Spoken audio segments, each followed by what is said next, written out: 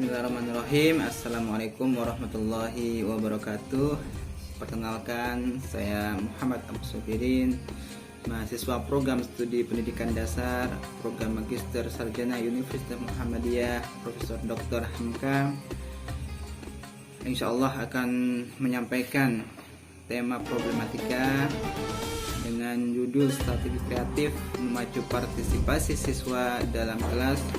Semoga bermanfaat. Selamat menyaksikan. Ibu guru, rekan-rekan, dan semua pemirsa yang berbahagia. Sebagai guru, kita harus memiliki kemampuan untuk mengelola kelas dengan baik. Salah satunya yaitu dengan menghidupkan suasana pembelajaran yang interaktif. Hal yang kita temukan di sekolah biasanya hanya beberapa saja yang berpartisipasi dalam pembelajaran. Padahal objek peserta didik kita di sekolah adalah seluruh siswa yang ada di kelas kita. Tentu saja kita sebagai guru tidak ingin kelas kita sepi, hanya beberapa yang berani menunjukkan keterlibatannya dalam pembelajaran, dan biasanya hanya itu saja orangnya. Oleh karena itu, saya mencoba memberikan beberapa strategi agar suasana kelas kita hidup dengan interaksi yang seharusnya terjadi di sebuah lingkungan pendidikan. Strategi yang pertama adalah kenal. Ya, tak kenal maka tak sayang. Kita sebagai guru wajib mengenal seluruh siswa, karena mereka adalah tanggung jawab kita di sekolah. Hal ini mungkin tidak begitu sulit untuk dilakukan oleh wali kelas. Tapi bagi Anda sebagai guru materi pelajaran khusus yang mengajar di kelas paralel, tentunya akan sedikit menjumpai kesulitan. Meskipun demikian, Anda harus tetap berusaha mengenal siswa satu persatu beserta karakter masing-masing. Hal ini terdengar sepele Bapak Ibu guru, namun efeknya sangat signifikan. Luar biasa sekali. Misalnya kita menunjuk salah satu siswa, kemudian kita menyebut namanya, dan kita memberikan sebuah pertanyaan langsung kepadanya. Secara psikologis, cara ini akan membangun iklim kondusif dalam kelas. Mengapa? Siswa merasa akrab dan senang karena mereka ditunjuk, mereka diakui bahwa dirinya ada di kelas tersebut. Strategi yang kedua yaitu pancing kerjasama. Salah satu kunci penting agar siswa saling berinteraksi mengenai topik yang dibahas adalah kerjasama. Coba berikan siswa proyek yang harus dikerjakan secara bersama-sama. Kita akan menentukan anggota kelompoknya. Nah, inilah mengapa penting sekali kita mengenal karakter masing-masing siswa kita. Tentunya di kelas kita ada yang rajin, pintar, pasif, tidak mudah bergaul. Maka semua itu harus dicampur dalam satu kelompok. Jangan sampai berat sebelah. Ada kelompok yang berisikan anak semua pintar, dan sebaliknya satu kelompok isinya orang-orang yang pasif. Tentunya kelas tidak akan berjalan sesuai keinginan kita. Dengan kerjasama, siswa akan merasa terdorong bekerjasama satu sama lain. Mereka harus membangun kepercayaan satu sama lain, karena tidak mau ada yang tidak bekerja, tidak ikut bekerja sama, yang tentunya nanti akan merugikan kelompok tersebut. Pasti siswa akan berupaya semaksimal mungkin untuk mengerjakan tugas yang kita berikan dengan baik.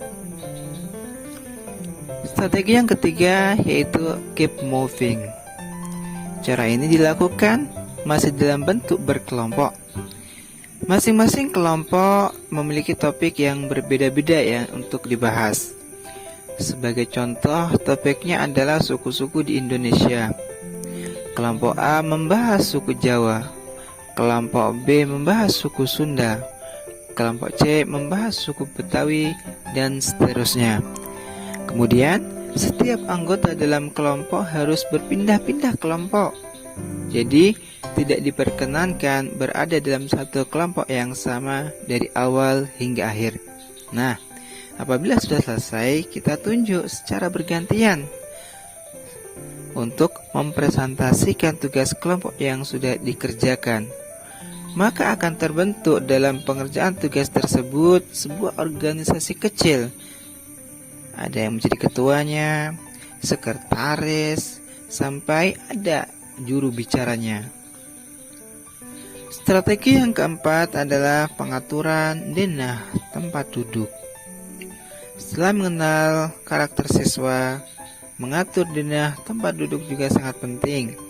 Siswa yang cenderung pasif, maka kita harus menempatkannya dengan anak yang aktif. Begitu sebaliknya, anak yang aktif harus kita pindah dengan anak yang pasif. Tujuannya sudah pasti. Ketika siswa yang aktif tersebut ditempatkan bersama dengan anak yang pasif, maka akan terjadi interaksi. Karena anak yang aktif tersebut pasti akan mencoba bertanya kepada anak yang pasif, yang nantinya akan timbul interaksi di antara keduanya. Strategi yang kelima adalah beri pertanyaan level tingkat tinggi. Selama ini, pertanyaan-pertanyaan seperti apa yang Anda berikan kepada siswa Anda di kelas? Apa seputar sebutkan nama-nama bunga? Atau sebutkan nama-nama ikan? Atau sebutkan tumbuhan monokotil dan dikotil? Sejatinya pertanyaan demikian hanya akan mendorong siswa untuk mengingat atau menghafal materi yang sudah kita sampaikan sebelumnya. Agar dapat memancing siswa untuk aktif, maka kita harus mulai meningkatkan level pertanyaannya. Hal ini ditujukan supaya siswa turut berpikir.